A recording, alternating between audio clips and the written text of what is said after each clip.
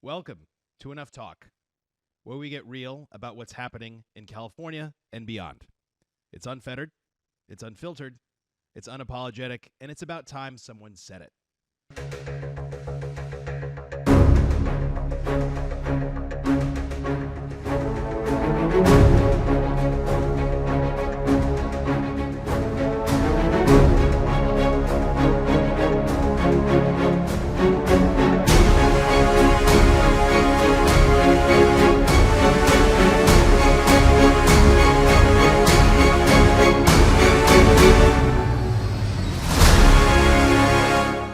My guest today is Jennifer Kennedy, Esquire.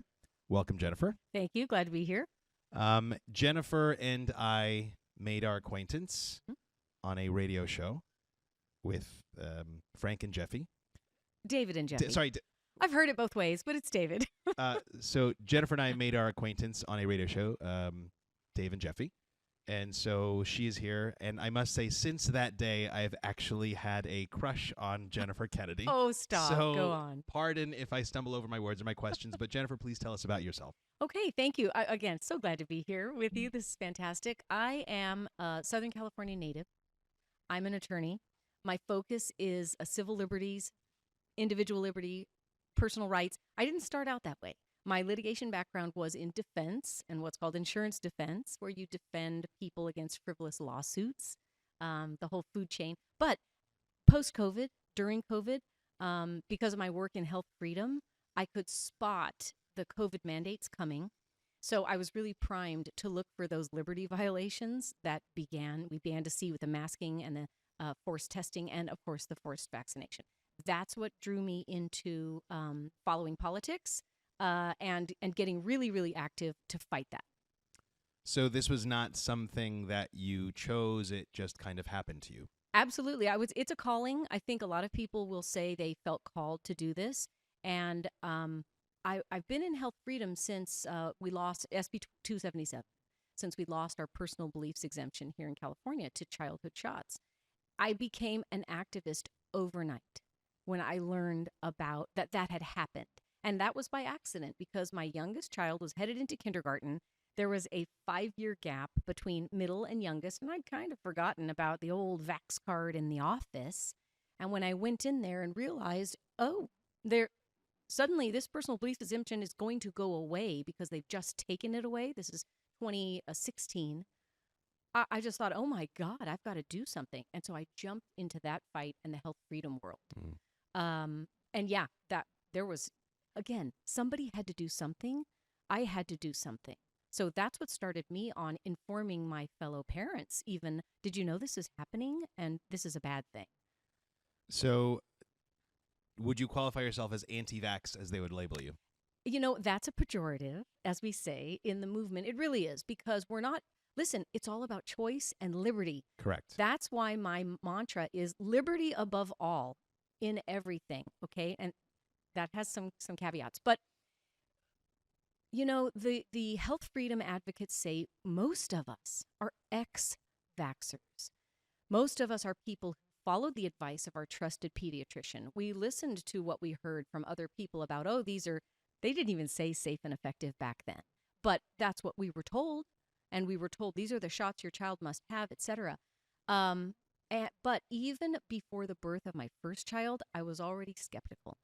And I took Bradley natural birth education, and that was the first time I heard the idea that vaccines could cause injury and death, and that you wanted to think about that for your baby. Truly, first I thought of it, and I began to read and look into it, and I decided right then and there, I'm not vaccinating that newborn. I'm not doing it. I'm not shooting her with a Hep B injection. For why? Why would I do that? Anyway, so people go into this, I think many people, you want to trust your pediatrician, you want to trust what you've heard all your life, but it's up to us to educate before you vaccinate because we know a lot better now. And I asked you that question intentionally. Have you been called anti-vax? Simply because I've been called anti-vax, and I think I'm not going to say more correct because I'm not anti-vax. That is incorrect. It is correct to say we are anti-mandate. Absolutely. So me as a physician, kind of dovetailing with what you said liberty above all else. And I took an oath. First, do no harm. And also, we are told patient autonomy shall not be violated. And vaccine mandates do just that. And if I, as a physician, did my job of explaining risks and benefits to you, my patient, and allowed you to be informed and do informed decision making, then you can make the correct choice for you. And if I like it or not, if I agree with it or not, that is not up to me to force your hand.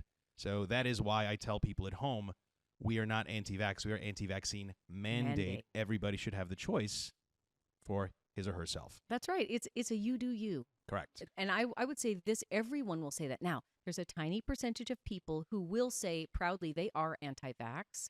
And I'm going to say I'm gonna fall a little bit on that spectrum, because I believe there is no such thing as a safe vaccine. I believe that. And I believe that all of them, I don't believe in the childhood schedule. But yes, my focus is anti-mandate, because that's just wrong. And that's not the way this country is supposed to work either. And from a physician standpoint, from a public health standpoint,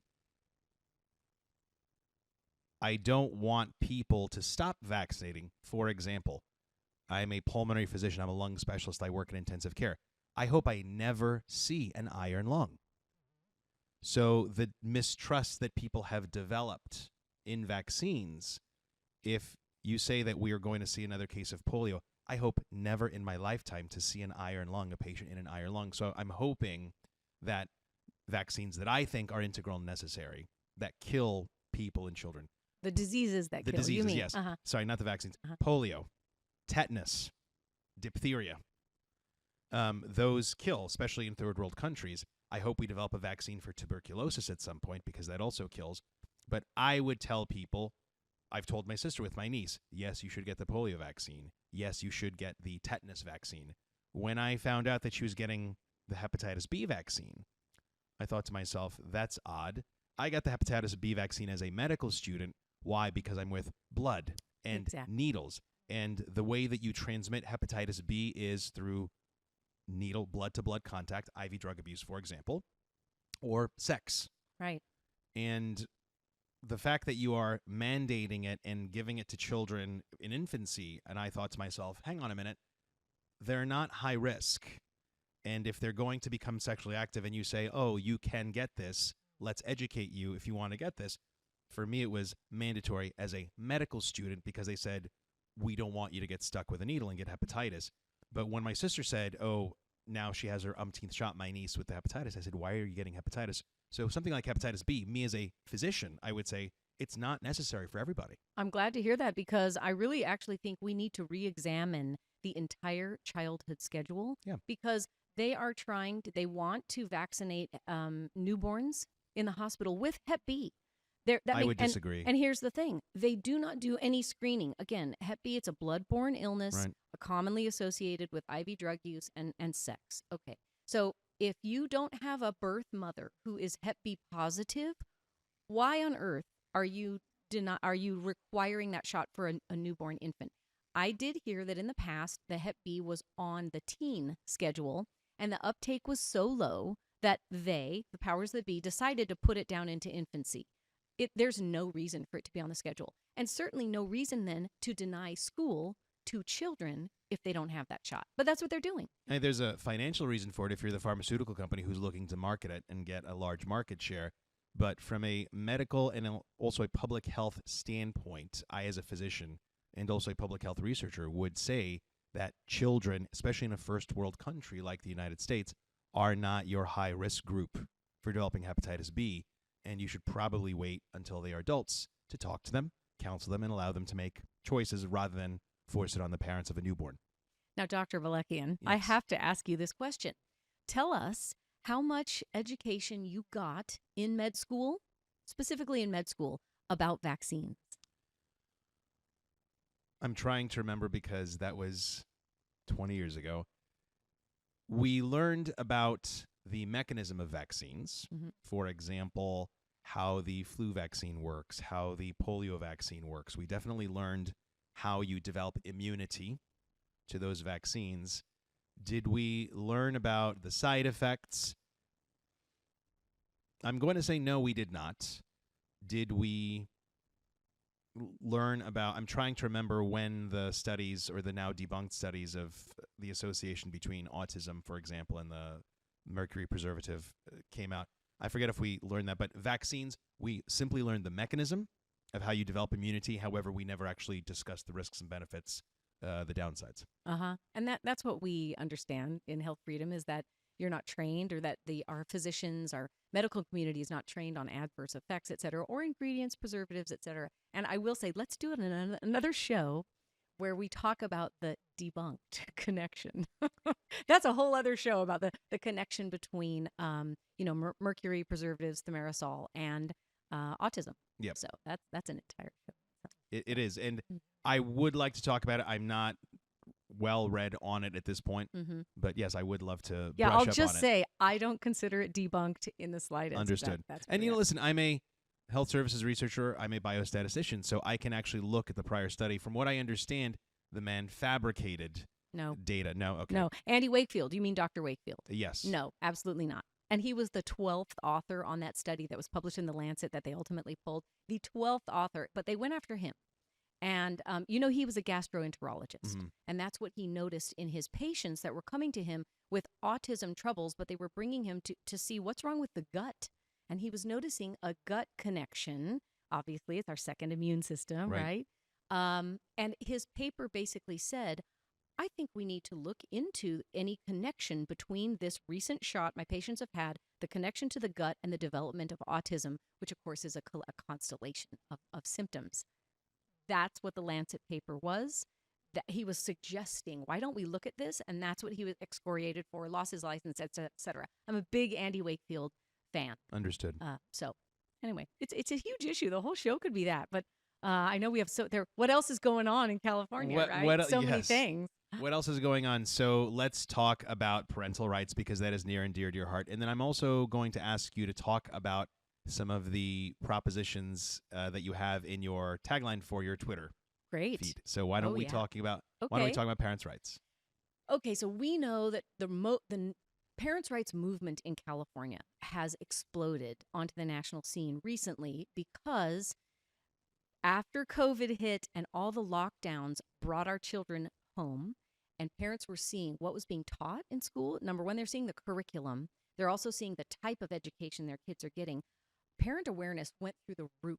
And simultaneously, in this legislative session, we've been seeing so many overreaching bills seeking to stop parents' rights and invade parents' rights.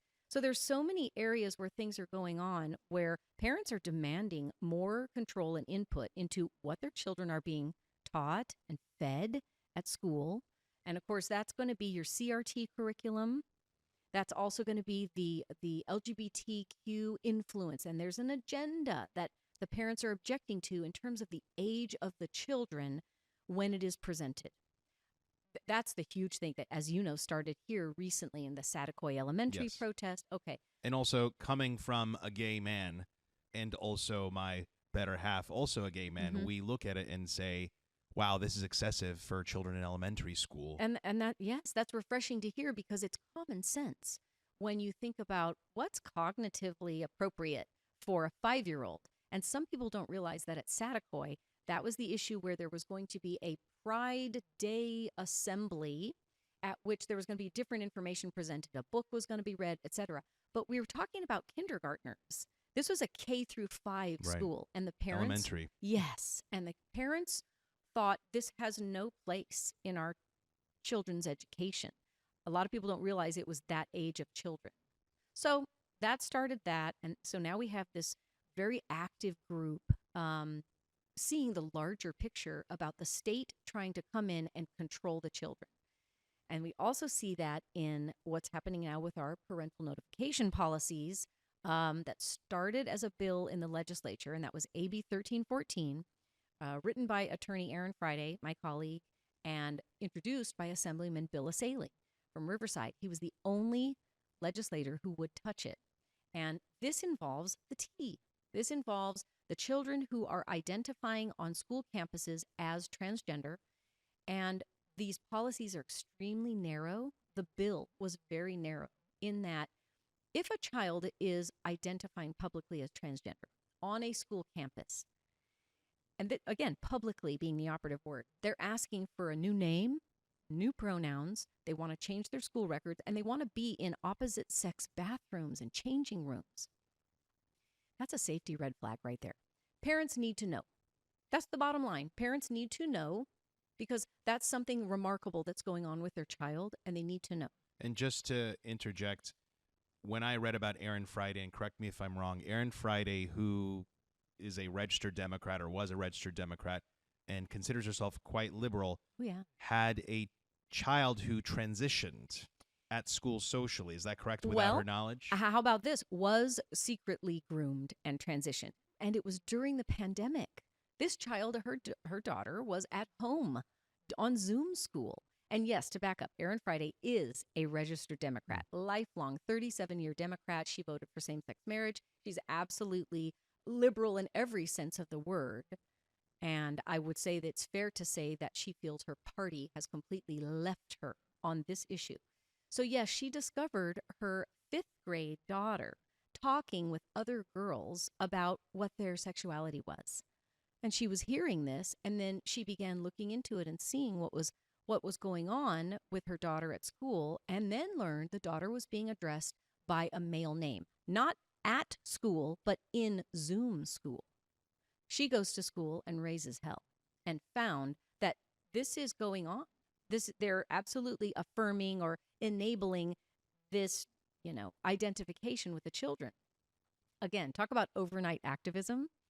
She leapt into action and focused on her daughter, because as we've seen with children who are choosing to opt in to identify as transgender, generally there are these other comorbidities going on. Right. There's mental distress. There's depression. Mm-hmm. There might be other kinds of issues, ADHD, OCD, autism. There are a lot of neurodivergent issues that these kids are typically also experiencing depression. They need the help for those underlying conditions. Correct. And the dysphoria goes away. Because it's a symptom and not the actual underlying disease. Exactly. So Erin jumped into the symptoms and focused on her daughter and dragged her out of that. And the happy story is that her daughter right now is happy in her natal sex, comfortable in her body and her identity, and she's intact. Because she got a correct diagnosis. Right.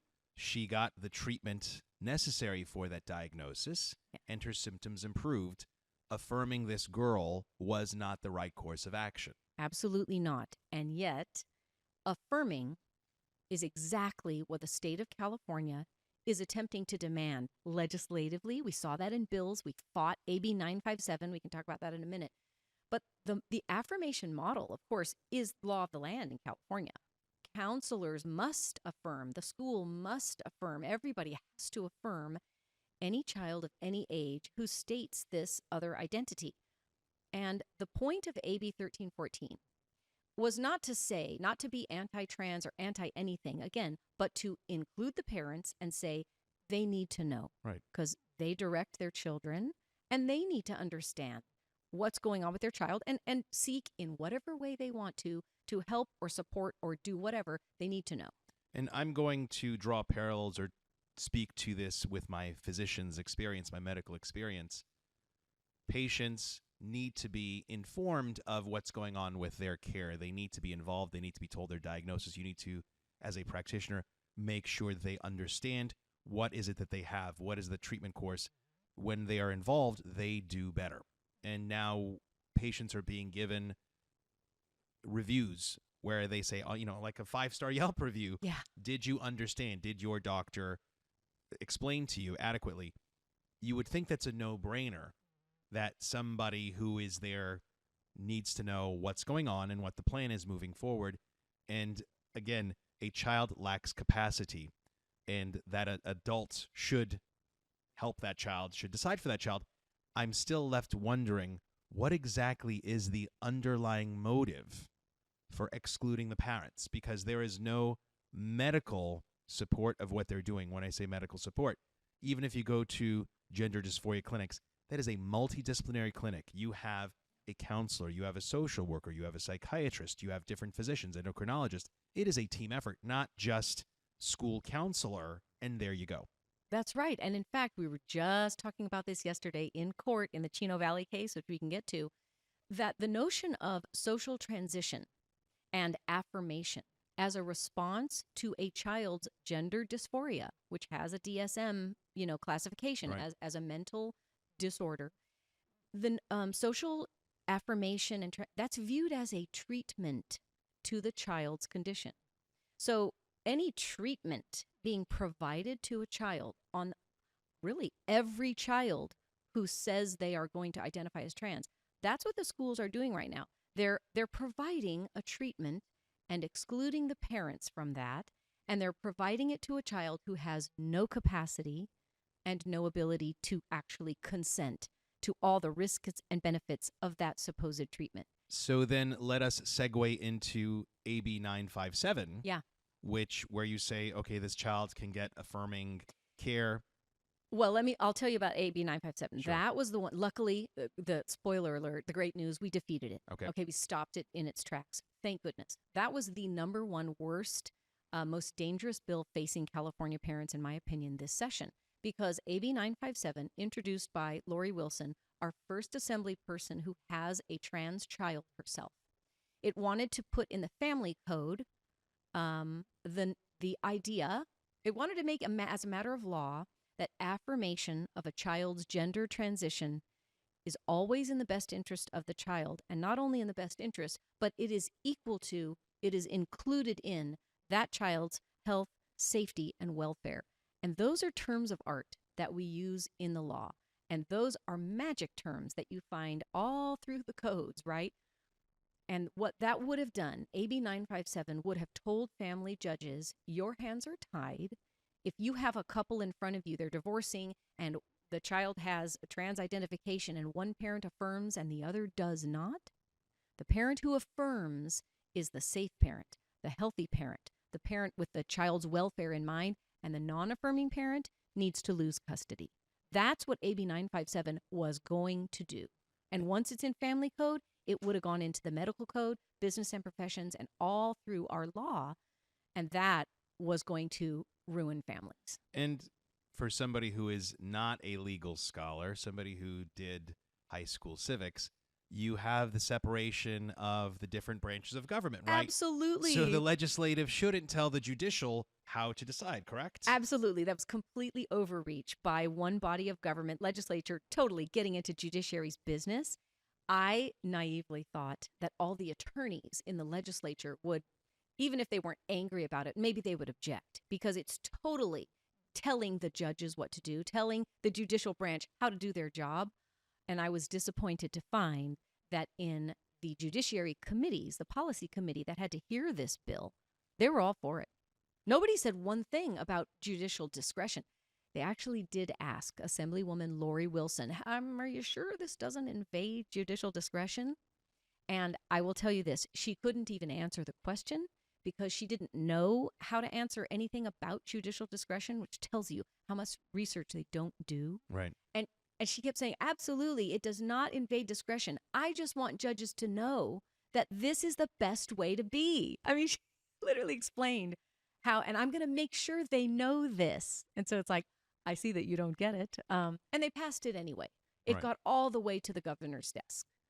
Assembly passes it, Senate passes it, and thankfully, we made it so toxic for Gavin Newsom. We told the nation this is what he's doing to families, and he backed off.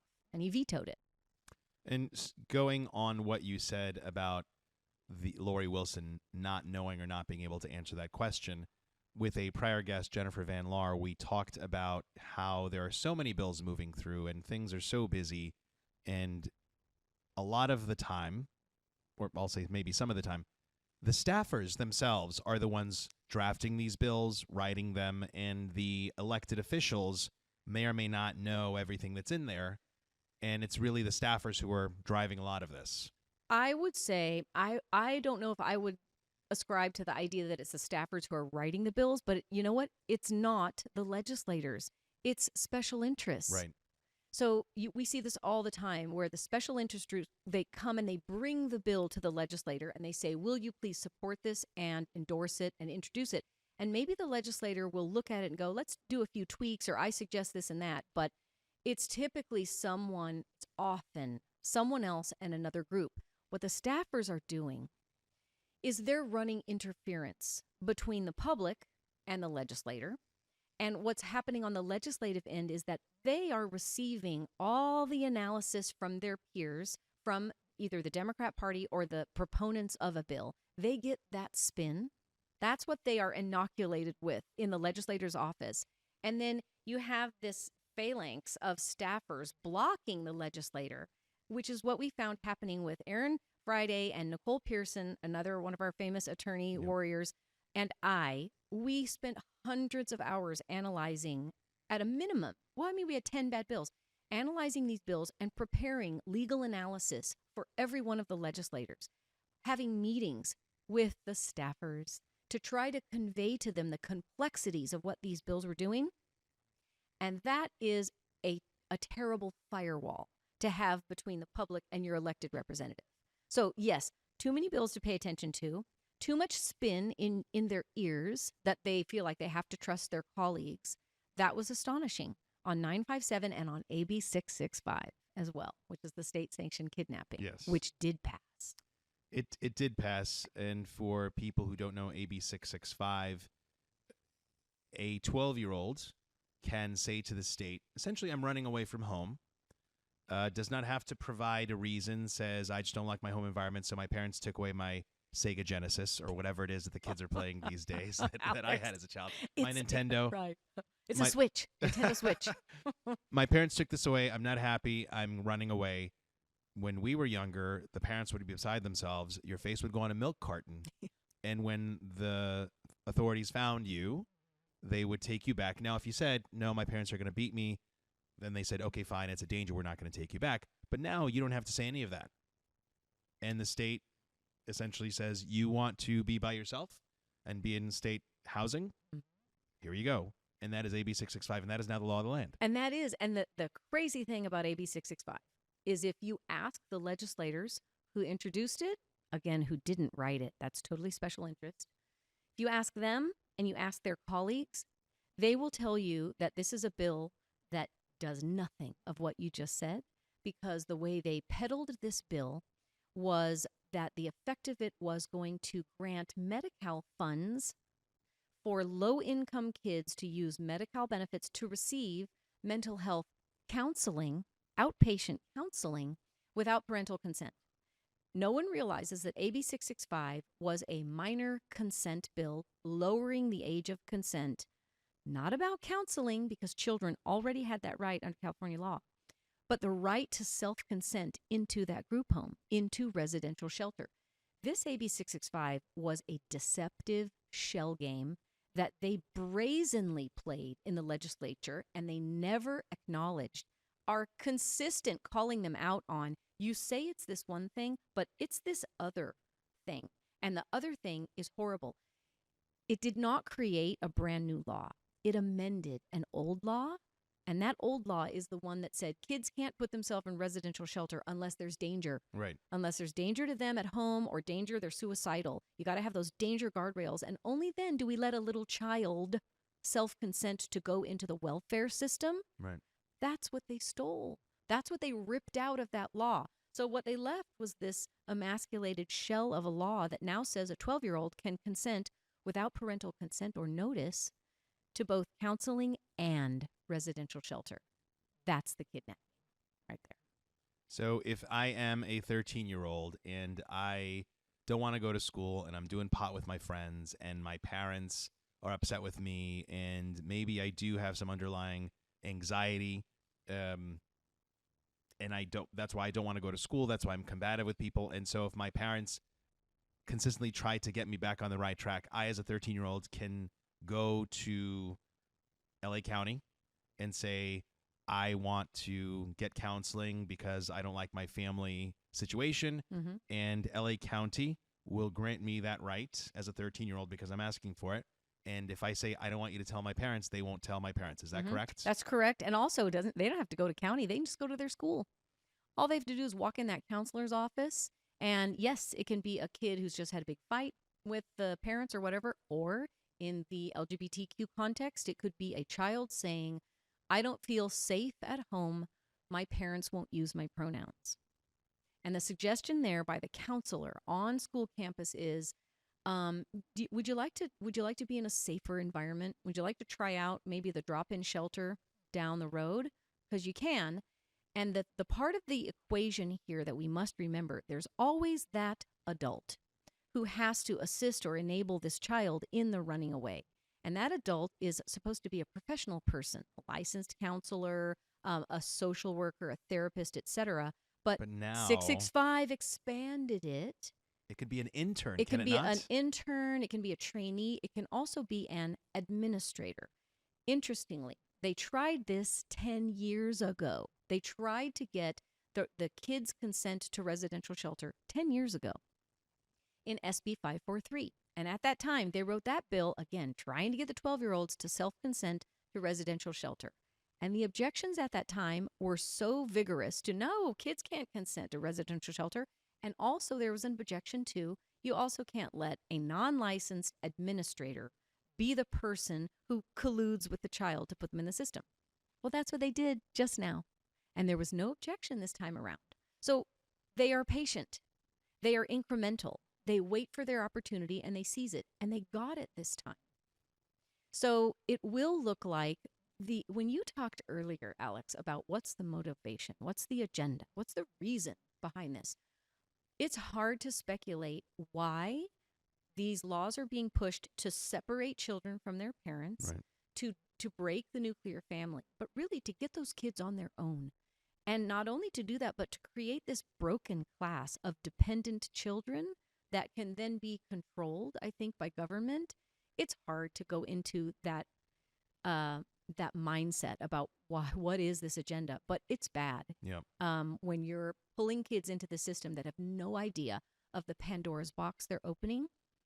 Let's say you do have that willful teen who's had the big fight. They're going to take away the phone. Again, this is so generic, and it could be any teenager. And they put themselves in the group home. So many questions arise. Who is responsible for that child? Who is watching that child? Those things are unlocked facilities. They are closer to the street, they are closer to the bad behavior, closer to trafficking. Mm-hmm. And think about the one on Hollywood and Vine. What is happening down there to kids that are in those homes? It also, now the child's a runaway. Who shows up at the parent's door? Is it CPS? Is it the police? You've done absolutely nothing wrong. There's no reason that someone needs to be looking at you from an official standpoint. But now, like Aaron Friday, you have CPS or the police at your door asking about your emotionally abused child. All of that is wrong, very dangerous, and should have been extremely frightening. I know it was to the group of parents that were fighting AB 665. But when you have legislators and the governor who refuse to admit, nothing to see here, folks, and he's going to sign that into law anyway, that's the trouble. And I think that is what has galvanized people because, well, I'm going to segue a bit. Not segue.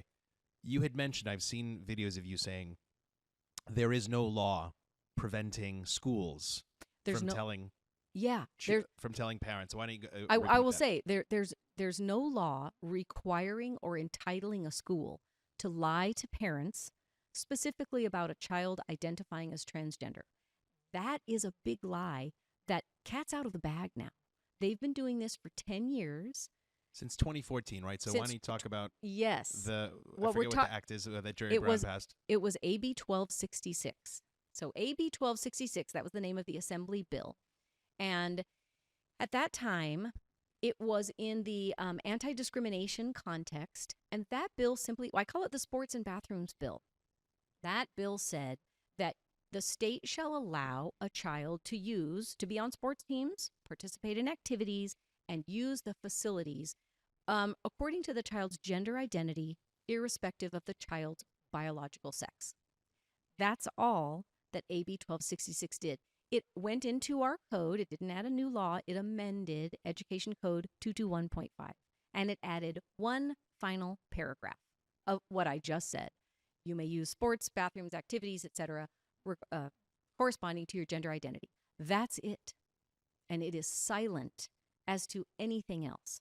However, never let a good law go to waste. And the Cal Department of Education put up on their website a page called Frequently Asked Questions about AB 1266. And in those FAQs, the Cal Department of Ed provided little answers. And one of the questions was, does a school have to reveal a child's gender identity to parents? And the answer was no. In fact, you may not reveal this because this is a child's privacy. They made up all this stuff about how AB 1266 means the child has a right to privacy, and you may not tell parents unless the child consents. That is the big lie that has been rolled out onto school districts that they all just accepted wholesale. That is what gave rise to these parent secrecy policies that we now see embedded into the administrative regulations of every school board in different forms. Some have more detailed, some are less detailed.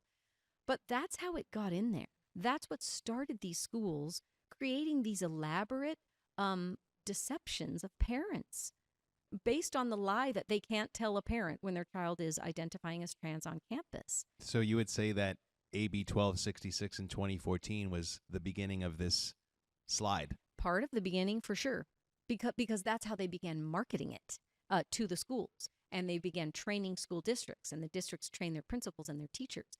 That's why we're at this point where schools are fighting us on the issue of, may we lie to parents or not? That's why we have the state attorney general suing a school district, Chino Valley, for the audacity in requiring honesty with parents about a child's public gender identity on campus. We have the attorney general prosecuting parents who want to be involved in their kids' lives. We also have a district attorney who doesn't prosecute people who are breaking laws and stealing things from store owners, small business owners. That's right. What kind of upside down world do we live in? It's clown world. It is totally backwards. And the other thing that's backwards, and I think that is giving rise to all of this, is something I wanted to talk about today on the show about what are we tired of, right? What has to stop? It's the notion of our child-centered culture. Actually, hold on one second. Yeah. I didn't ask you the question. So, Jennifer, the title of this podcast is called Enough Talk. So my question to you is, what have you had enough of?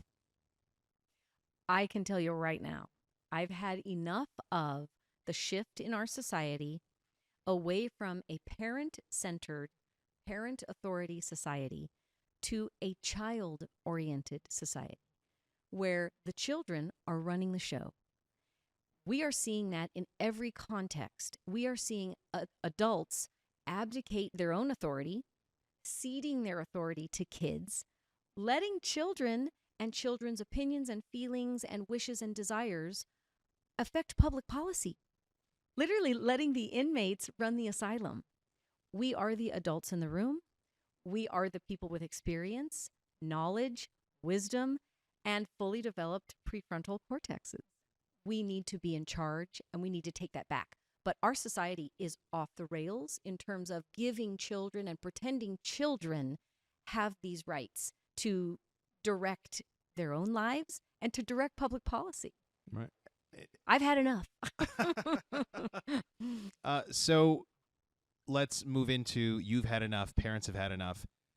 I just woke up to this disaster in June with the school board, I'm not going to say riots, the melees in Van Nuys and also in Glendale. And after that, or right around that time, I said, okay, I'm going to run for office. I'm going to be that change. I'm going to try to make a change. And you had mentioned a phalanx of staffers and these very insulated elected officials who may or may not know what's going on all the time. Why haven't you stepped up and said, I'm also going to run for office. Alex, put me on the spot. You know what? If I do it, you have to do right, it. I see. I get it. I honestly, candidly, that would be such an honor to be able to serve the public in that way. That would be a great honor. I haven't done it because, number one, I'm an attorney and I have specialized skills, I feel, that can be useful in another area. And that is either being physically in court, arguing and filing lawsuits. And also, I love to be able to translate the legal world for the rest of the lay public who might not know what was the effect of that ruling or blah, blah, blah. I love doing that. I like to inform and I like to be active in so many different areas. So right now, I've been looking at what's my highest and best use right now. Thing is, we need to change the balance of power in Sacramento. We Republicans and the conservative voice have no power. We got 8 senators in the Senate Why out do you of think 40. that happened? How do you think that happened? I think it happened gradually over time when you look at the shift in the leadership of our state. And to be blunt, we're a Democrat-controlled state. We've been that way for 3 decades. What has happened to our state under that rule? We've plummeted in every metric, even though we have some of the highest assets. Right. We've got weather. We have resources. We're the bread basket, the vegetable basket. We're the produce, basket of the world. We have so many things going for this state.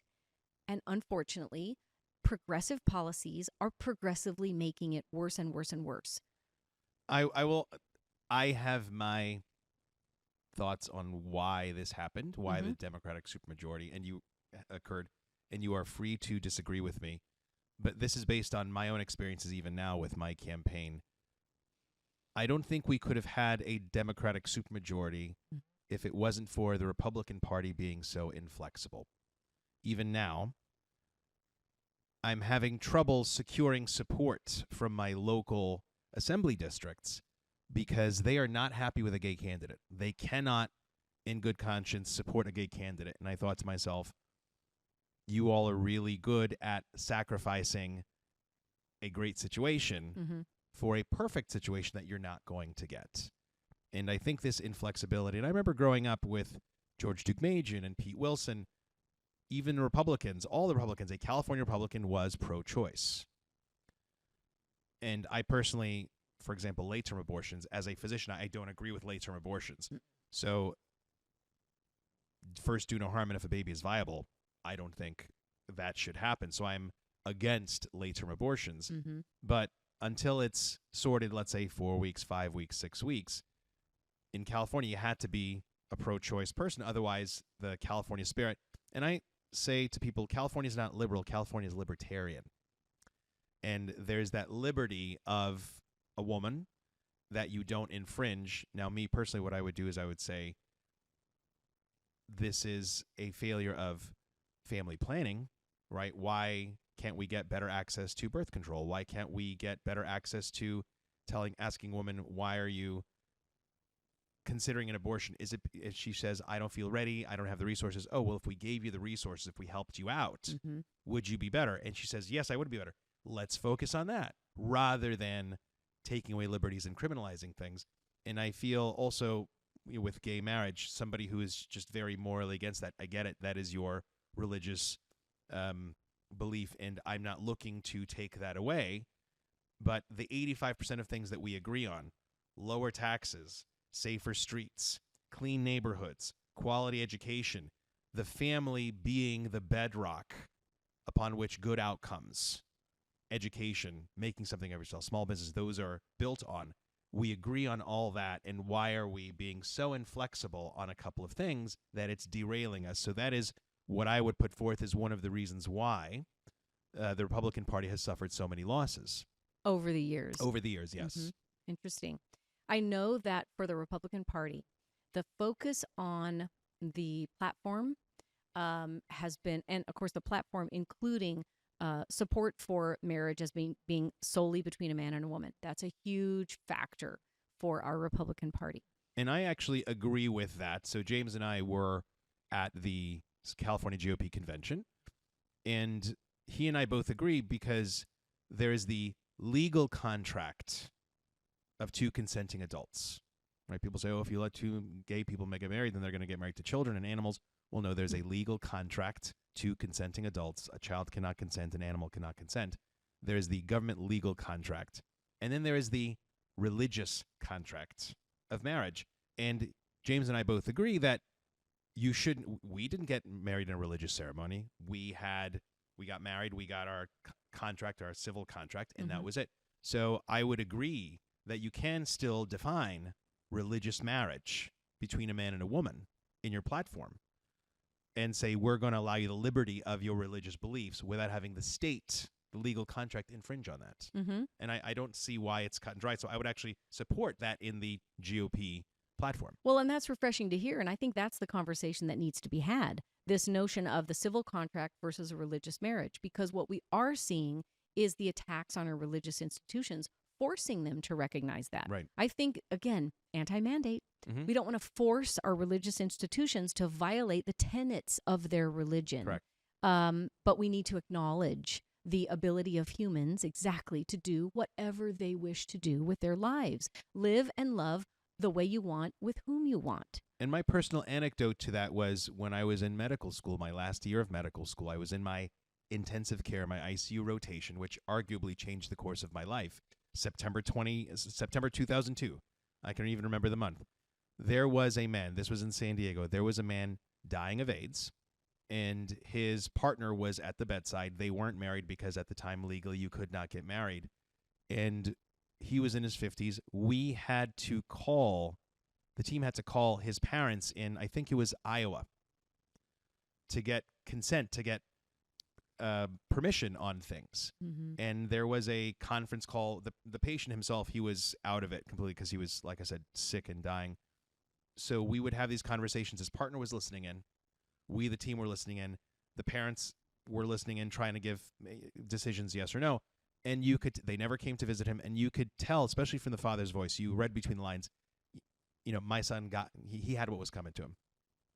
You heard that. And it was just emotionally traumatizing for everybody. And I thought, this is why that man at the bedside who knows him should have had the legal authority to make decisions rather than the estranged parents. So that is my personal anecdote on why I believe that there should be a contract. Your person. James is my person. It's okay if you don't want me to call him my husband, right? That's a religious term. That's fine. He is my person. And I should have that right to my person. And you should have the right religiously to believe that marriage is between a man and a woman. You know what? And that is a heartbreaking scenario that you just told. It just is. And I was so sad to hear that you say that it sounded like the parents were very unsupportive. That type of thing where someone's person is prevented from having that authority or being in the last moments of that person's life or helping, that is wrong and heartbreaking. I got to say, though, my lawyer hat went on, and I immediately thought, that's also an estate planning problem. And they simply could have executed an advance directive for health care, and he would have been made the agent, and that would have been no issue at all. So I encourage everyone to look into those issues and nominate your person. Right. Make your person your agent so that they can do that. Because the days of, I think, we're having to look for the other relationship those are gone. Yes. This was 20 years ago, 22 years ago. Yeah, right. And it sounds like who knows why they did not have that agreement or didn't have that. Because you know what? Did you know? I know that you know. Even children, this is totally off, even children who are 18, you're the parent. Yep. You can't go in and direct their medical care in the hospital when they are 18 unless you have been identified as their medical agent. Agreed. Many parents don't know that, and they're very surprised when their college son breaks both legs, out of state, and they need to go to the hospital, and you got the activist hospital that says, sorry, we don't have you on file. Right. Anyway, so I want to say that could have been avoided by just making paperwork, but the larger issue, I understand what you're saying. So I hear what you're saying, and I think the Republican Party, I just think that's a really great distinction that needs to be explored, because I want to say also, you don't hear a lot of the gay community with taking that same position, that you can have a civil contract versus a religious contract, and both shall be unassailable. Right. Both should be accepted in different ways. And that is why I try to be, as a candidate, middle of the road, reasonable. Mm-hmm. I was a geek kid growing up. I loved solving word problems. That was what I did. So when I see something like this, it was great because there was these two factions at the California GOP, and they were fighting between each other. And I thought, I think I can solve this. I think I can do this. And the other question was about honoring the sanctity of life. You can honor the sanctity of life without having to pass abortion restrictions, for example, without criminalizing things, for example, because if we made sex education, birth planning, birth control, etc., support, job support, financial support, and you, without criminalizing it, brought abortions down to zero, would people be happy? I think the people pro-life, if abortions were at zero, people would be happy. Absolutely. This, talk about a multifaceted question. Abortion. In our current state of affairs, in not only in California, it's not criminalized at all, and now in California with Prop 1, there's no limitations right, at all, which I disagree with. Yes, appalling. Late-term abortions are appalling. And also in our country, we do not have a pro-life stance which provides, let's do prenatal education, let's support that mother, let's give you all kinds of resources and information. We don't have that. We do have a pro-death culture, I'm afraid, a pro-abortion culture, I'm afraid. And there are so many ways to tackle that. And the reason why I harp on prevention, right? In this country, we have 2 million unexpected pregnancies every year. 1 million of them end in abortion. 1 million of them are taken to term. So if we just focus on those 1 million that undergo abortion, you are ignoring the 1 million families, parents, etc., who suddenly now have a curveball thrown at them. They need to interrupt their education. They need to quit their job because they can't find any childcare. So when you just focus on the abortion part and not the preventing the unplanned pregnancies part, that is why I would prefer to treat it that way, because there are a million women, couples, families, etc., who have these unexpected children, and that really upends their lives. And that may be, oh, now I can't make my rent payment, I'm going to end up on the street. So that's also an unacknowledged group that I think gets ignored in this entire conversation. True, and I agree with you that we need more support. We just do. But I also agree, I'm pro-life, really, at any stage. And there's going to be the group of people who are not the people you just described. You've got the inconvenienced people. Right. You have the people who don't care at all about the life they've created, and they just want to throw it away and move on with their selfish, self-centered lives. That's one of my biggest problems with abortion. And what people don't realize is 40% of abortions every year are not that woman's first abortion. So that's according right. to the Guttmacher Institute, Right. When I read these, I think 10% of women are on their third abortion, which I find absolutely appalling, because this woman doesn't need an abortion. This woman needs birth control. Right. That's what she needs. And unfortunately, some people view it as birth control. They can't be bothered. And as a physician, I always say abortion is a terrible form of birth control. We have many other ways to address this issue. I think it needs to be addressed on many other ways. There's no one answer. Correct. There really isn't. Because you have all the different people, humans are unique, who have their differing situations. But I love I wish there were a constant focus of, let's focus on that developing life, the sanctity of that developing life. I support a baby's right to choose life. And if we focus on that, and then we say, okay, how can we support this particular individual? I'm all for that. But I know we have issues in certainly this state with its pro-abortion stance and awful legislation coming out about that just don't protect babies. Were you aware of AB 2223? No, tell us, please. Okay, that was last session, introduced by a female legislator, Buffy Wicks, and was passed. It's in law. Yes, her name's Buffy. Buffy the baby slayer. Sorry to say. But Buffy Wicks introduced AB 223, and the effect of it is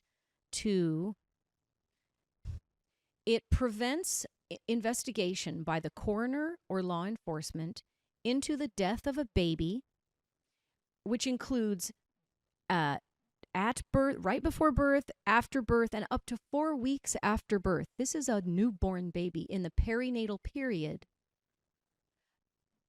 That's the end of the sentence. It stops investigation into that baby's death if the death of the baby was a pregnancy-related cause.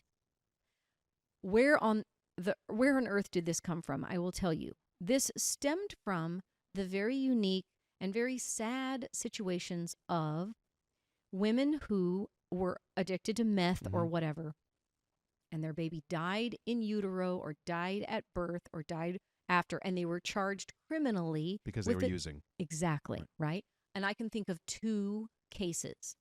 These cases are what prompted Buffy Wicks to create this law to supposedly, as she said, decriminalize pregnancy outcomes, such as miscarriage and the death of a baby due to pregnancy concerns, absolutely whitewashing the notion that the growing life inside you doesn't need meth in the system, and if you introduce that meth, maybe you're criminally liable for that baby's death. It all hinges on, is that growing baby a human entitled to rights and liberty? And this is the effect of the bill, was that now the coroner cannot investigate the death of a newborn in that scenario, which pretty much is any death of a baby.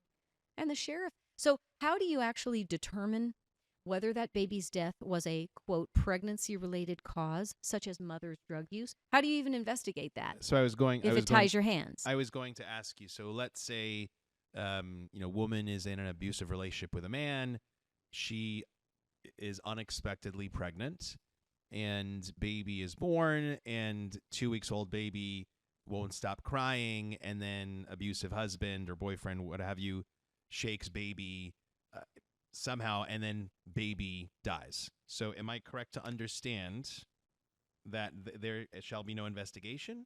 I think under those facts, I would say, no, there would be an investigation, because death of baby would be reported somehow, and pretty fast it would come out. This is a newborn baby who's been alive for several weeks, and mom is likely going to say he did it.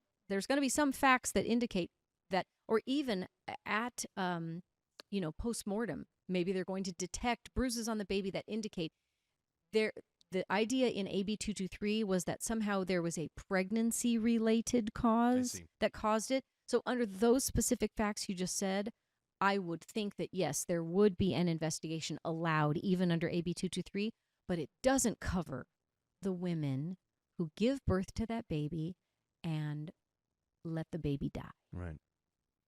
For whatever, healthy baby, viable baby is born, and neglect. The baby is dead. It doesn't cover that. Who's going to investigate that? That's horrific. That's the type of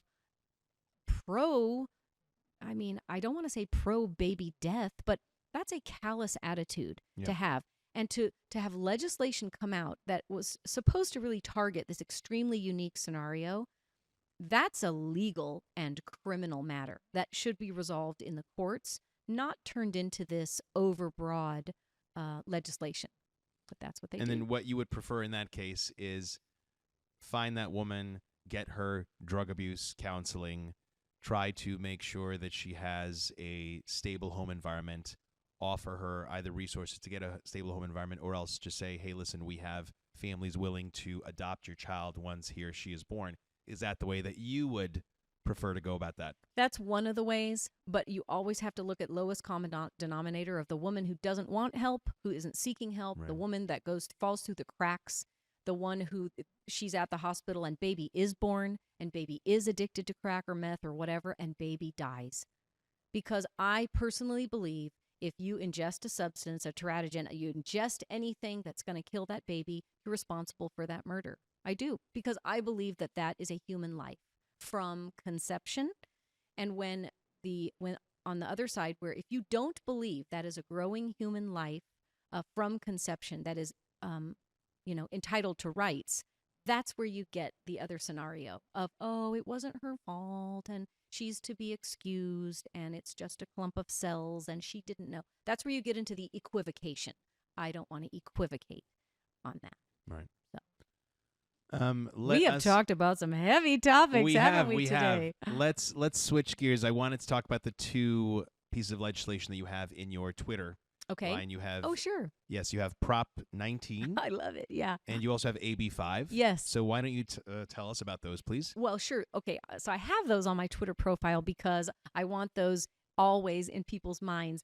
Okay. AB 5 is the law from 2020 that killed independent contracting in the state of California. And that was uber powerful. Talk about special interests. The unions wrote this law for Lorena Gonzalez, then in the assembly, to roll out. And the intent was to crush Uber and Lyft. Right. And AB 5 basically wants to classify every working person as an employee of someone else, not an independent contractor. Because if you're an independent contractor, you don't pay those payroll taxes are not paid for you. There's a loss of revenue to the state. For the state, correct. Right. And so what AB 5 did was it came out and it set out this burdensome test that you have to prove, actually, that the person you contract with has to prove that you're not their employee. Because if you are, they had better have you on payroll, sick time, overtime, maternity leave, all these other bells and whistles, retirement, everything. Plus, they have to have you on payroll. AB 5 affected, this is the land of the gig workers here in California. Right. That is what we do. Entertainment, Hollywood. We have 1 million people with fantastic independent careers, and AB 5 sank independent careers because what it did was it didn't penalize you, the worker. It penalized the person who was going to pay you for your service, right? Me as the small business owner. Exactly. Small business owners. It even affects franchisees. It affects franchisees. It can. We learned that it affects your independent trucker, your owner-operators. So why don't you tell us the ABC, the 3 rules that you have to meet? Let's see. Okay, so the ABC test was the direction or control. Are you under the direction or control of that, quote, employer? So it said, do you... As the employer, I know this because I have employees now. Yeah. Do you materially control what the person does? Correct. And that is a big asterisk, at least in my field. But why don't you keep on direction going? And control, right? Are you in the same industry as the person providing the services? I forget what's the C test. I forget the ABC part of it. I forget what it is. Here's the thing: you can never get past B. Here's an example: gig musicians, the weekend wedding. You are a band leader and you've got a couple of guys and you have your basic band. You want to bring in a separate lead guitarist for that big wedding you have. AB 5 tells you, well, that guy is under your direction that night because you're going to tell him where to be and when to be and what to do. And, he also does your same industry. He plays music and you do too. Therefore, he's your employee. You need to open up a payroll account. You need to pay him. He needs a 15-minute break in the middle of that wedding.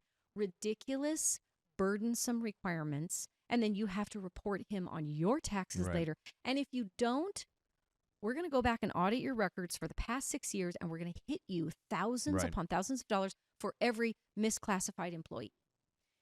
The supposed benefit of AB 5 was to save the exploited workers, such as hotel maids, anyone in blue-collar jobs who were wrongly being misclassified. And the big corporate, landlord, or not landlord, overlord and employer was making bank because they're calling you an independent contractor, not paying you sick time benefits that you're entitled to. We have laws to protect against that. We have labor laws that could have come in and addressed misclassification, but no. Lorena Gonzalez had to do a huge law because she really, really wanted to hit all of those independent contractor drivers. But then what happened? Prop 22. Right. So just for the people at home, this law was meant to penalize the big greedy corporations, and there were certain groups, for example, the California Medical Association carved out an exception for physicians. Oh, the exceptions began early. Yes. They wrote in exceptions into the beginning of AB 5. Guess who's exempted? Lawyers. Hey, lucky me. Certain professions, and then After it was rolled out and there was backlash, the carve-outs and exemptions began. Right. And if you had enough juice at the Capitol, Right. you could get an exemption. Correct. But the little guys couldn't. Correct. You know who got an exemption? It was really annoying at the time. Like rock musicians. There was this, groovy rock guitarist who led this revolt to go and get an exemption for certain kinds of musicians. And Lorena Gonzalez was like all fangirling about him and everything. And they got their exemption for a certain type of musician. But it excluded all musicians and vocalists and opera companies and all kinds of other industries. But they were like, hey, we're out. We got it. Totally showing the arbitrary nature of this bill, where you have a bill with hundreds of exemptions. Right. Well, that's no law at all. Correct. And it's in effect to this day still. And I want, once you give our audience the spoiler about what happened, I will give you my experience as a small business owner. Mm-hmm. So this law was meant to punish Lyft and Uber, who were employing drivers, calling them contractors and not giving them benefits. And so this law then was a blanket for everybody. That's right. And then what happened? Well, here's the thing. So Uber and Lyft, they wanted to carve out too. They wanted an exemption of their own for what we called platform-based drivers, right? Rideshare platform drivers. So, and I have another story about another type of driving company affected, a little guy.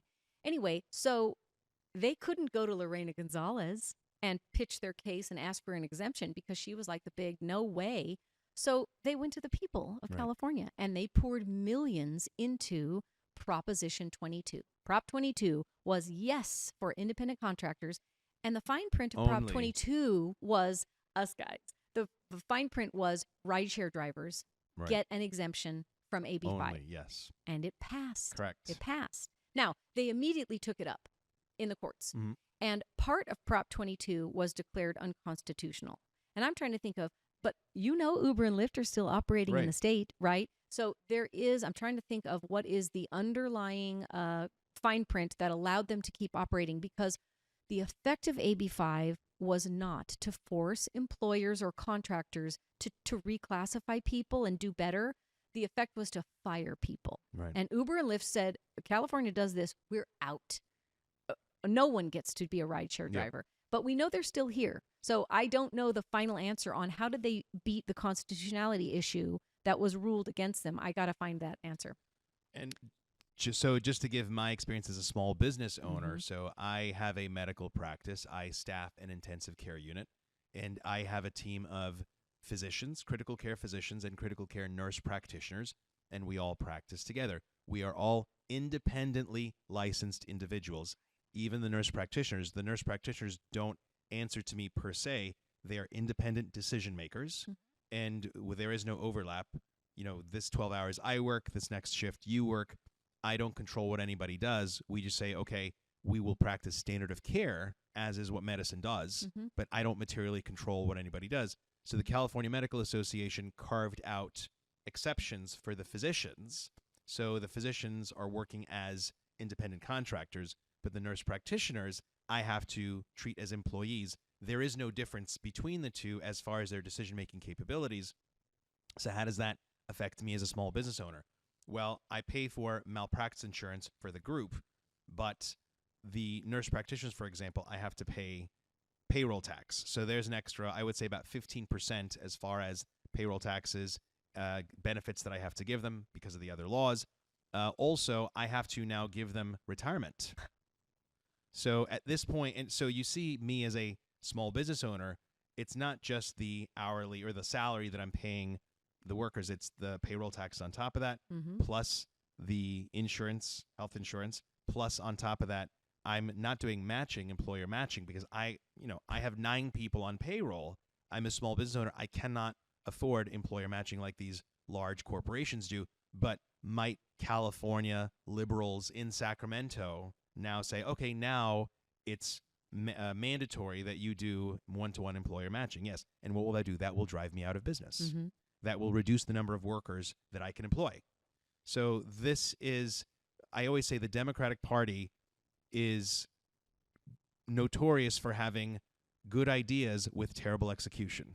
absolutely terrible execution. AB5 was a dumpster fire in the way it was written, in the way it was enacted, and then the visible effect on the people.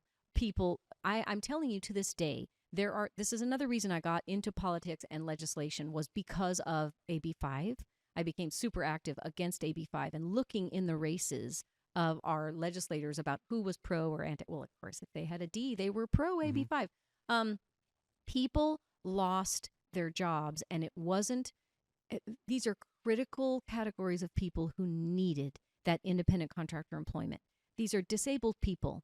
These are neurodivergent people. These are old people. And I hate to say old, senior citizens who are discriminated against in hiring.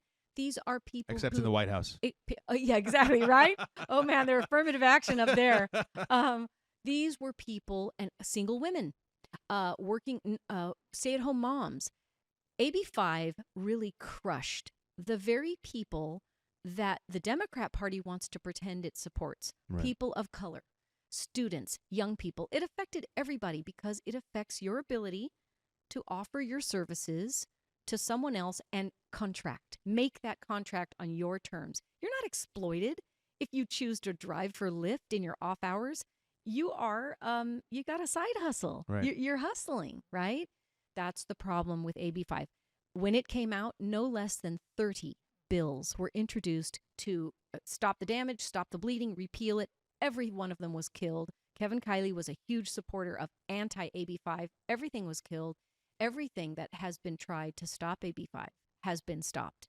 And what you see across the nation, listeners need to know, we said this before the election of Biden, right? Before that Biden-Trump election. Biden wants to nationalize this and put everyone out of work as independent contractors across the nation. Completely, Biden, who's never run a small business in his life, has been a career politician ever since the age of in his early 30s. Right. The man has never run a business, wouldn't know a balanced budget if it slapped him in the face. No. So and they used COVID as a cover for a long time for AB5. That thing went into effect January 1 of 2020, January.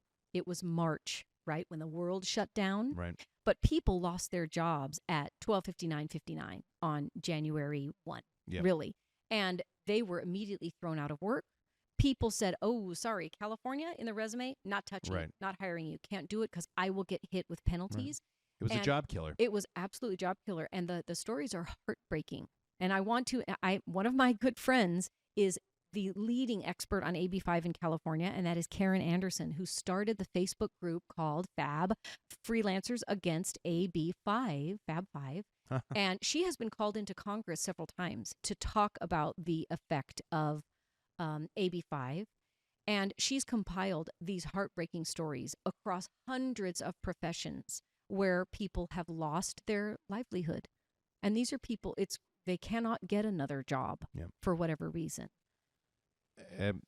It's sad, and the more you read about it, and the more hopeless you become. But I've been thinking about and telling people my 5-year plan is if I can flip this seat, this D+23 seat, red in 2024. What else is D+23? The entire state of California. So it's my plan to flip this seat as a proof of principle, and then go for the governor's mansion, because that is the single most powerful seat that we can do to start rolling back all of these terrible laws. So speaking of terrible laws, I want to talk about Prop 19. Okay. This is done to the people, by the people. To the people, by the elected representatives, unfortunately. Yeah, to the people, by the people, because they didn't know. But, okay, let's back up. Prop 19, the law I love to hate. The reason I am on the radio to this day is because I needed a bigger platform to tell people about the damage of Prop 19 and to encourage support for one of the first bills to stop the damage. No one remembers what Prop 19 is. In the 2020 election, there were Let's two. Let's quickly do Prop 13, for example. Oh, well, we'll start with Prop 13. Okay, 1976, Prop 13 was the grassroots victory in the state of California that keeps our taxes, our property taxes, tied to the original purchase price of our home. Before that, what was happening? Every year, our homes were getting reassessed, and senior citizens were getting priced out of their homes. Okay, So Howard Jarvis came in back in 1976 and got Prop 13 passed.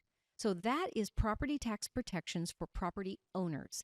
And you do not get reassessed. Oh, sure, you might pay a little extra 1% to 3% every year, but you do not get reassessed and have to pay, exceedingly higher and higher taxes every year. Okay. Unless you... No, unless you transfer, until Right. that property is transferred either to a new buyer or upon your death.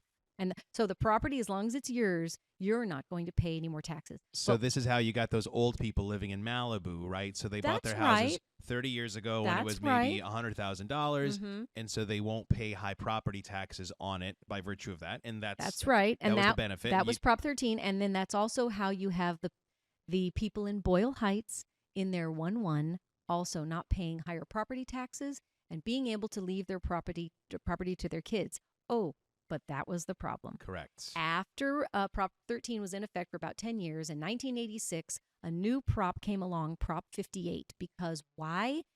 The older folks were realizing that when they transferred that property to their children, it was the children getting hit with reassessment at far higher tax rates, and the kids couldn't keep the property. So essentially an inheritance tax. An inheritance tax, a death tax, if you will.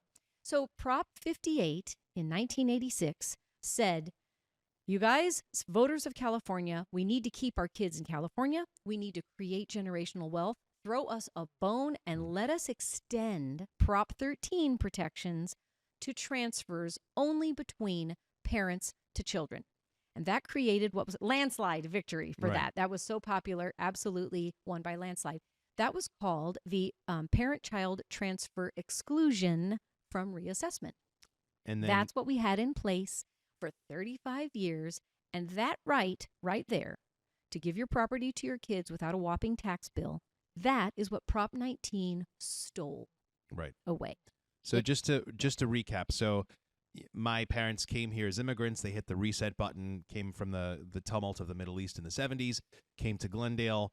My dad leased a fried chicken joint, started until he could get his general contractor's license. They built themselves up, have the family home. My sister and I, got jobs, moved out, got our own homes. My dad passed away. My mother's there. So when she passes away, although she probably lives another day just to nag me and my sister, so that'll never happen. But in the event that she does pass away, then that house comes to me and my sister. And in the past, we wouldn't have to pay a whopping bill on that because she transfers down. And again, that is intergenerational wealth because, hey, now you have a property that you can rent out, for example. So if you're struggling and then your parents' home, okay, hey, you can rent that out. We have this real estate. We can have extra, source of money. So if you're an up-and-coming immigrant family building yourself, that is one way that you can then have class mobility and build up your fortune in the United States. That's right. And unfortunately, that right there, that right to do with your property what you wish, to allow your children to receive the benefits of all that hard work, literally coming from nothing and building it up to something and having an asset to leave to your kids, that's gone. Because what they did to Prop 19, and specifically to that parent-child transfer exclusion, was they watered it down. They eviscerated it. And, oh, sure, they will say that there is still an exclusion, but now it has all these burdensome requirements that make it extremely difficult to take advantage. The biggest problem with the current version now, which I'm sorry to say is already in effect, they put this thing into effect in a pandemic. With offices closed, with professionals unavailable, and with most of the public totally unaware that this freight train was coming. Number one, if you inherit your parents' property, and you can only inherit one instead of two under the old law, you have to live in it. You have to pack up your life wherever it is you are or were, and you have to go occupy that residence as your primary residence. Here's what's cruel. Let's say you, as a very good son, realize that your mother, living alone, is struggling with dementia or Alzheimer's, and you need to move her into a facility where she can get the care she needs. If you take mom out of that home, it's gone. It is no longer her primary residence to give to you. As that's the cruelty of Prop 19. Requires you to move in. It requires you to move in within 12 months of the date of death. That's just cruel, and it's arbitrary. It's going to hit everyone who cannot possibly comply. Even if you do all those things and you move in, you are limited to a $1 million cap on that exclusion. What house in California can't pull $1 million right now? You're going to pay higher taxes no matter what. And number 3, primary residence means you cannot use it and you have to move in. You can't use it as a rental. Right. You can't use your property as you wish. Wouldn't you love that? For example, you're a millennial and you say, okay, the jobs don't pay that much and I'm trying to move out of my parents' house. And so I move into my apartment. My apartment costs me $2,500 a month. And, they're older. And so my parents die. I don't have real estate. Hey, I can actually rent this house for $2,500. And so that then covers my apartment and my job. Then I can sock it away as savings, for example. Hey, that's great. I don't have to move out of my house. Everything gets covered. My parents left me this gift. Yep. That is gone. It's gone. That is gone. It's gone because you can't possibly, you can't meet all of those really arbitrary criteria that they now demand. They did that so it could look like they would still have an exclusion, but it's emasculated. It's useless. And talk about crushing people, just like AB5. This is damaging people. It damaged people immediately. I have a friend who is himself disabled. He lives in a property that accommodates his disability. His mother owns a rental unit of apartments. That is her property, and it's a business property. She planned to leave it to her adult son as the way he can have an income stream to pay for his life because he's disabled. Right. And now it's gone. It's gone. Because it'll be gone. Because the greedy politicians in Sacramento, the greedy people in the counties that want to get the property taxes. You know what, though? I'm not going to blame the counties. Here's who we blame. We blame the special interest. Once again, California Association of Realtors is the special interest group that wrote this and planned it. Why? They want homes on the open market. They do not want them in families. They had tried this before, some years before, with something called Prop 5. And the whole thing about us saving on our property taxes, when we citizens save, that's less money we're sending to the government. Right. That's less money that the government is using for things like fire and nursing and education and whatever, public health. Paying for community college for foreign nationals. Paying for all the things we pay for everyone. So at that time with Prop 5, when they tried to take away the transfer exclusion, they didn't include people. They did not include people at the trough, as it were, and fire opposed them, and the nurses and public health opposed it, and it died because they said, where's our fair share? Right. Okay. When they came around, they rebranded, they retooled, and in Prop 19 of 2020, they threw a bone to fire. Right. And they claimed that, we're going to be creating a fund to go to fire staffing. That's why you had the tearjerker commercials of all the wildfire victims. Oh, that was a whole nother. There were 2 other parts to Prop 19. It was a bait and switch. It was a totally bait and switch with 3 moving parts, and they really didn't tell you that they were stealing your transfer exclusion, the parent-child transfer. So here's the deal, Alex. We have a fix. Did you know that the fix is out there? Tell me. We've got an initiative that we are in the process of putting on the ballot. We tried, again, 2 times, even this past session, we tried to repeal the bad part. Right. We tried to fix and bring back Prop 58. Let us have our parent-child transfers, please. Because there is actually a good part of Prop 19 as far as older people, older than 55, if I'm not mistaken. Right. I'll tell you, they advertised 3 things, and that one you're talking about was portability. Yes. If you are 55 and older, you can move, you can purchase a new property 3 times in any county in California, and you can drag your original tax basis with you. Got that? You can still take that old property tax basis to a new property that's even more expensive. That was one of the lollipops, the carrots they dangled out there. It already existed in state law. Did you know that? No. You already had that right as a senior to move once. You got to do it once, and it was limited to 10 counties, the biggest counties. It was limited, though. And so now they say 3 times. 3 times. But who's going to move 3 times? You're exactly in your right. senior years? Dr. Alex, you're exactly right. What 95-year-old, not only are you not moving, you're not purchasing a new property. You don't need that tax basis anymore. That was an illusory gift, I called it. The second part was Prop 19 allowed victims of wildfire, natural disaster, and personal disaster, sudden disability. You move somewhere else, anywhere, and we'll let you take your tax basis with you. They already had that right under existing law. They expanded it a tiny bit.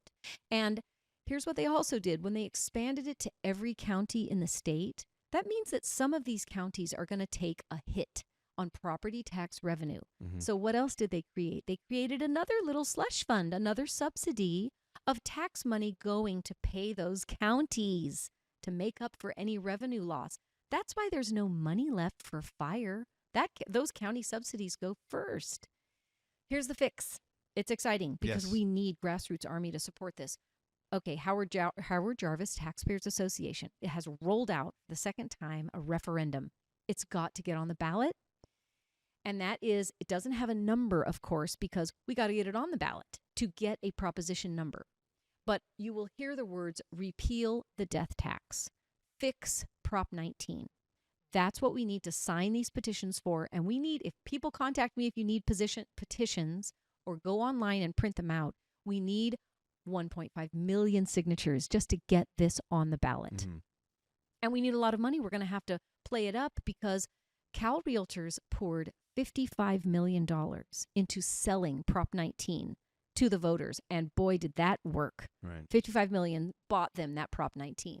We need that kind of dollars to get this on the ballot to stop it and return intergenerational wealth to Californians. You know what I call it? I like to call this the Stay Gold California campaign.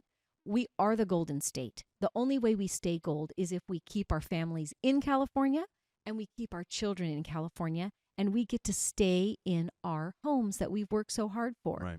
So I'm rolling out the Stay Gold campaign. Say yes to Stay Gold because we need this on the ballot and we need to get it back. Well, thank you, Jennifer Kennedy. We've definitely covered a lot of topics. A lot of ground. A lot of ground. Yes. So I wanted to ask you, is there anything, any events, any specific items that you would like to discuss with our audience? I do want to, I don't know if anybody can see this. I want to talk about the other big initiatives that are near and dear to my heart that I'm actively working on, and those are the parents' rights and the kids. When we talk about parental notification, we have 3 initiatives that are trying to get on the ballot. We also need signatures and money, and they are protecting kids. And the website you need to go to is protectkidsca.com. And the 3 initiatives are protect girls' sports and spaces, get the males out of the locker room, get the males off the girls' teams, protect girls in their sports and spaces, protect School Transparency and Partnership Act, stop the school secrets we talked about before, stop schools lying to parents about children's gender transition, and finally, we want to protect our kids in California and end this barbaric practice of, quote, gender-affirming drugs and surgeries on minors. We need to end it in California because everyone is eyes on California. If we allow this to happen and to continue happening in California, the floodgates are open across our nation. We know this is already going on. The sterilization of children and the mutilation of healthy bodies in this quest for transgenderism acceptance and affirmation. We got to stop this on minor children. Agreed.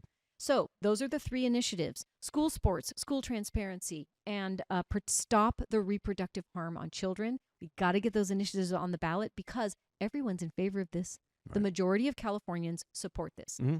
We need that money and the effort to get them on the ballot. That's it. Well, thank you, Jennifer. Thank you for having me. I had an amazing time. Wonderful time. Love to come back. So everybody who's watching, thank you for watching this podcast. Please follow us, subscribe, share it with your friends, share it with your enemies, share it with your frenemies. And we will see you once again on Enough Talk with Alex Balekian. Thanks, Jen. Thank you.